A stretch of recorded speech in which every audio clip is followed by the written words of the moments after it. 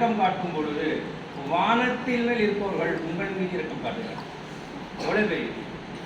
அதே மாதிரி நம்முடைய சேவை உலகளாவிய எண்ணம் கொண்டு நாம் டிராவல் பண்ணும்பொழுது உலகம் உங்களை தாங்கிக் கொள்ளும் என்பதற்கான மாபெரும் ஒரு எடுத்துக்காட்டை வாழ்ந்தவங்க தான் அன்னை தெரசா. உலகத்துக்கே ஒரு அன்னையாக இருக்கிறாங்கன்னா அவங்க அழகாக சொல்கிறாங்க, சேவை என்ற போது இறைவனிடம் நாம் நம்முடைய கைகளை ஏந்துகின்ற பொழுது நாம் இறைவனை நோக்கி முன்னோக்கி செல்கிறோம்.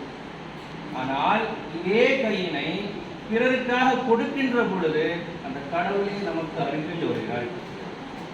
அப்போ வாழ்க்கை என்பது வெறும் பெரிதல் அல்ல, வாழ்க்கை என்பது கொடுத்தலில் இருக்கிறது என்ற ஒரு மாபெரும் இந்த பொக்கிஷமான வார்த்தைகளை சொல்லாமல் செய்து காட்டியவர்கள் தான் நம் முன்னோர்கள்.